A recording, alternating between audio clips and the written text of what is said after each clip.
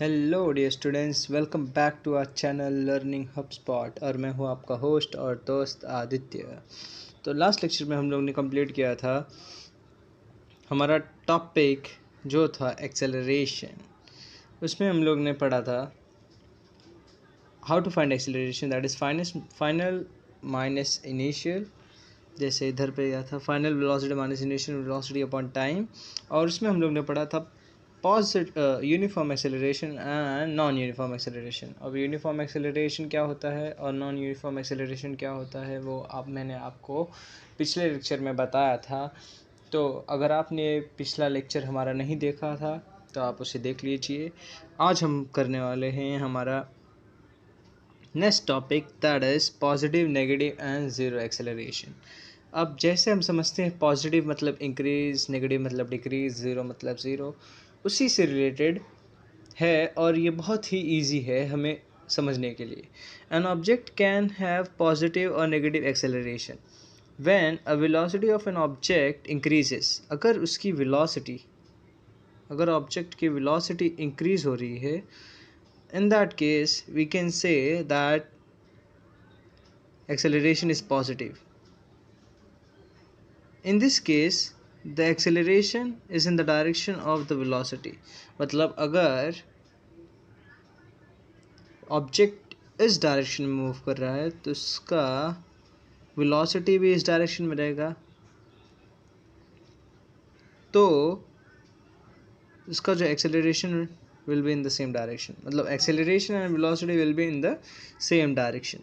आगे बढ़ते हैं। Negative acceleration is also called when a velocity of an object decreases. अगर किसी ऑब्जेक्ट की वेलोसिटी कम हो रही है, it has negative acceleration. Negative acceleration is also called de acceleration.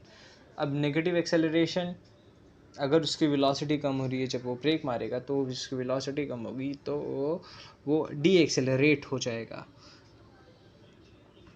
It's direction is opposite to the direction of the velocity. Obviously अगर वो velocity के अपोजिट एक्ट नहीं करेगा तो वेलोसिटी डिक्रीज़ कैसी होगी? अगर डिक्रीज़ नहीं होगी तो एक्सेलरेशन कैसे, नेगेटिव ऑब्जेक्ट रुकेगा कैसे? और उसी को हम बोलते हैं डी एक्सेलरेशन। बेसिकली अगर डी एक्सेलरेशन को मैं बताऊं तो एक एग्जांपल देता हूं मैं आपको। समझ लीजिए आप साइकिल चला रहे हैं, ओके? आप साइकिल पे बैठे हैं और ये माउंटेन है, ओके? तो आप ऑब्वियसली जब आप इधर आओगे तो आप फुल स्पीड में आप मूव करोगे डाउनवर्ड्स। मतलब आपकी वेलोसिटी उस टाइम पे इंक्रीज़ करेगी।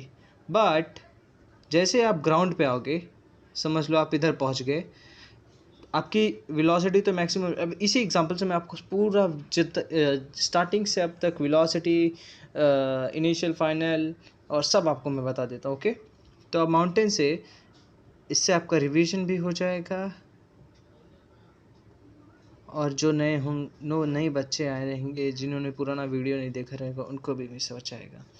तो ये बाइक आप नीचे जब लेकर आओगे, जैसे ऊपर हम लोग पीछे वाले पेज पे हम लोग ने स्लाइड का एग्जांपल दिया था, तो इधर पे जब ऐसे इस पॉइंट पे अगर आपने ब्रेक मारा है और सडनली आपने ब्रेक छोड़ा तो आपका वेलोसिटी, इनिशियल वेलोसिटी तो ज़ीरो। जैसे जैसे आप नीचे होगा आपका वेलोसिटी इंक्रीज़ होगा। अब इधर पे आपका मैक्सिमम रहेगा। अब अगर सामने समझ लीजिए कोई पेड़ है, झाड़ है ऐसा, ओके? अब आपको स्टॉप करना है तो आप ब्रेक मारोगे तो आपकी वेलोसिटी जो रहेगी इस पॉइंट पे मैक्सिमम रहेगी। लेकिन अब जब ब्रेक मारोगे तो वो वेलोसिटी के अपोजिट एक्ट करेगा आपका ब्रेक। तो आप अपोजिट डायरेक्शन, मतलब इस डायरेक्शन में अगर आपकी वेलोसिटी है तो आप स्टॉप हो गए, आपको फोर्स ऐसे लग रहा है, तो आप के वेलोसिटी के अगेंस्ट एक फोर्स एक्ट करेगा जिसकी वजह से आप रुक जाओगे, आप डी एक्सेलरेट, आपकी वेलोसिटी कम हो जाएगी। समझे बच्चे लोग? तो ऐसे होगा डी एक्सेलरेशन। अब हम ज़ीरो एक्सेलरेशन भी समझते हैं. If a velocity of an object does not changes with time then it is zero acceleration. It has zero acceleration. अगर उसकी वेलोसिटी चेंज ही नहीं हो रही है, समझ लीजिए 45 किलोमीटर पर आवर की वेलोसिटी से मूव कर रहा है, तो उसी आधे घंटे बाद भी उसी वेलोसिटी से मूव कर रहा है, तो उसको हम बोलेंगे ज़ीरो एक्सेलरेशन. मतलब उसकी वेलोसिटी चेंज ही नहीं हो रही है टाइम के रिस्पेक्ट में. अब हम ड्रॉ करेंगे time distance time graph for uniform motion. The following table show the distance covered by a car in a fixed time interval. Draw a graph of distance against time taken to along x-axis and distance along y-axis. अब x-axis ये है हमारा y-axis, ये है हमारा x-axis. Okay, तो इधर table दिया गया है. टेबल के बेसिस पे हम लोग को बनाना है हमारा ग्राफ. ओके, थोड़ा हम जूम कर लेते हैं जिससे आप लोग को अच्छे से दिखे. समझ लीजिए, 0 सेकेंड में आपने ज़ीरो कवर किया. ओके, 10 सेकेंड में आपने 15 मतलब almost over here. Okay, 20 seconds में 30 मतलब इधर. 30 सेकेंड में 45 ऑलमोस्ट आप समझिए इधर. ओके, 40 सेकेंड्स में 60. ग्राफ आपको आ सकता है बनाने के लिए यूनिफॉर्म, और उसको देख के आपको क्या समझता है वो भी पूछा जा सकता है. 50 सेकेंड्स में 75. ये मैं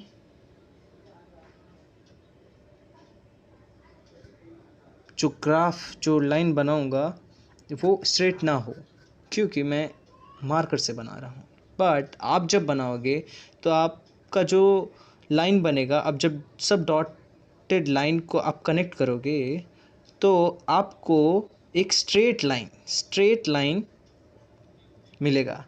वो स्ट्रेट लाइन क्योंकि इक्वल टाइम इंटरवल में ऑब्जेक्ट इक्वल डिस्टेंस कवर कर रहा है, तो आपको स्ट्रेट लाइन मिलेगा. और इसी के अपोजिट अगर हम नॉन यूनिफॉर्म का ग्राफ ड्रॉ करेंगे तो हम लोग को नॉन यूनिफॉर्म स्ट्रेट लाइन नहीं, बल्कि कहीं पे ऐसा इंक्रीज, कहीं डिक्रीज, कहीं इंक्रीज, कहीं डिक्रीज, और ऐसा, या फिर ऐसा स्ट्रेट लाइन नहीं मिलेगा. ओके, तो इसमें हम लोग ने क्या समझा, सॉरी मैंने ये ड्रॉप कर दिया, बट आपका जो ग्राफ रहेगा, ग्राफ जब आप बनाओगे तो आपका ऐसा कुछ लाइन बनेगा. इसका मतलब क्या है कि आपका object is doing an uniform motion. आगे बढ़ते हैं हमारे. अब यहाँ पे हमें कुछ दिया गया है. An object in uniform motion covers equal distance in equal time interval, जैसे मैंने आपको बताया था.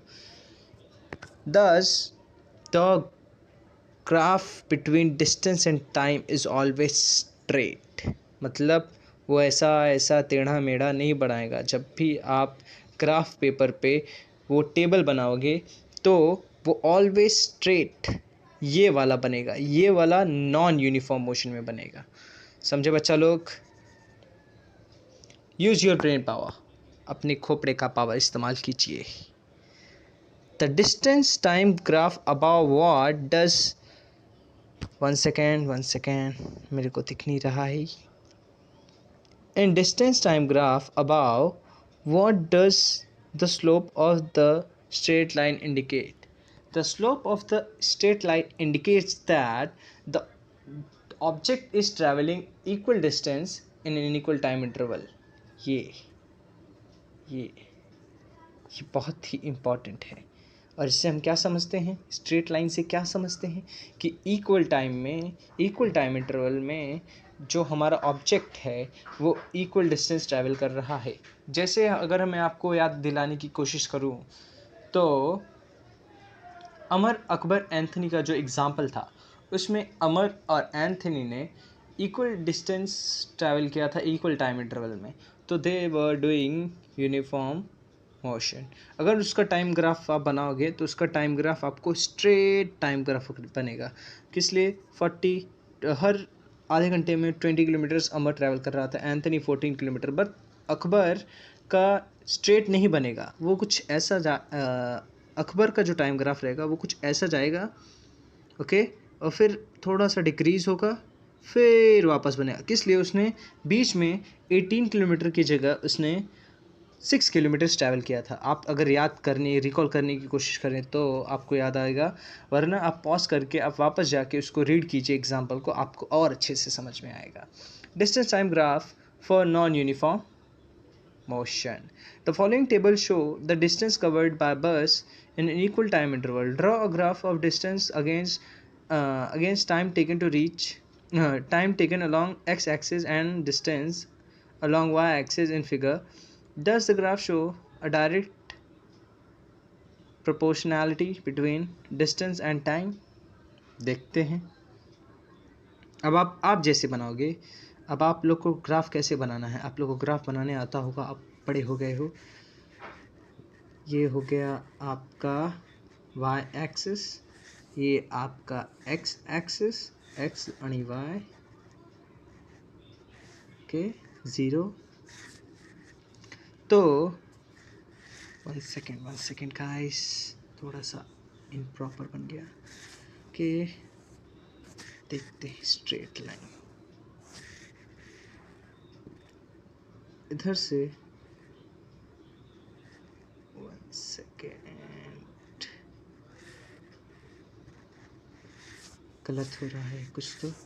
आप ऐसा समझिए, ये आपका स्ट्रेट लाइन है, ये आप ऐसे, ये आपका x एक्सिस, ये आपका y एक्सिस, ओके, एंड 0 ये है, 0 पे 0, 5। इसमें टाइम इंटरवल कितना है? 5 सेकेंड्स का। तो 5, 10 हो गया, उसके बाद 15, 20। जब आप ऐसा करोगे और इधर पे आप डिस्टेंस लिखोगे, दैट इज़ 5, 10, 20 ऐसा बनाओगे, तो 5 का आएगा 7 के इधर कुछ रहेगा, इधर कहीं 7, 10 का 10 इधर रहेगा, 12 इधर रहेगा, इधर रहेगा। तो आप देखेंगे, अगर आप गौर करेंगे तो आपका लाइन कुछ ऐसा अभी तक बना है 15 तक। 20 पे जाएंगे हम तो 30, मतलब 10, 20, 30 कुछ इधर रहेगा। तो देखेंगे आप 20 पे तो there is a direct increase in the velocity. Look, आपका जो ग्राफ बनेगा वो स्ट्रेट लाइन नहीं रहेगा। तो आप समझ गए होंगे, मैं आपको ऐसा रफ में बता दिया, बट आपको क्या करना है आप समझ गए होंगे। अगर आप पुराना एग्जाम्पल, पिछले वाला एग्जाम्पल देखेंगे तो उसमें भी कुछ ऐसा ही किया गया है। Here the distance changes non uniformly with time, thus the bus is having a non-uniform motion. अब इक्वल टाइम इंटरवल में वो इक्वल डिस्टेंस ट्रैवल नहीं कर रहा है, तो बस नॉन यूनिफॉर्म मोशन कर रहा है। Okay, use your brain power. कितना ब्रेन का पावर वहाँ पर करेंगे रे बाबा। What difference do you see in the distance time graph for uniform and non uniform? आप अगर डिस्टिंग्विश आए आपको कि differentiate between non uniform motion and uniform motion, तो नॉन यूनिफॉर्म और यूनिफॉर्म मोशन को आप डिस्टिंग्विश कैसे करोगे? First, that is the line which is drawn is the graph which is drawn is straight in uniform and is not straight in non uniform. Basically simple सा differentiate, बहुत सारे differentiations हैं जो आप यूनिफॉर्म एंड नॉन यूनिफॉर्म में distinguish कर सकते हो। उसका डेफिनेशन भी आप डिस्टिंग्विश में लिख सकते हो कि uniform it covers equal distance in an equal time interval, it doesn't covers equal distance in equal time interval. Examples आप लिख सकते हो, बस का आप दे सकते हो, कोई और एग्ज़ाम्पल दे सकते हो। तो आपको इस डिफरेंशिएशन समझ में आया होगा यूनिफॉर्म एंड नॉन यूनिफॉर्म का। ये बहुत ही इम्पॉर्टेंट है। आप इसे नोट करके प्रॉपरली डायग्राम बनाइए, ग्राफ बनाइए, जिससे आपका अंडरस्टैंडिंग और बेटर हो सके। तो आज के लिए बस इतना ही बच्चा लोग। तो हम मिलते हैं हमारे नेक्स्ट वीडियो में। आई होप आपको ये वीडियो पसंद आया होगा। प्लीज़ लाइक करें, शेयर करें, सब्सक्राइब करें हमारे चैनल को। टाटा बच्चा लोग।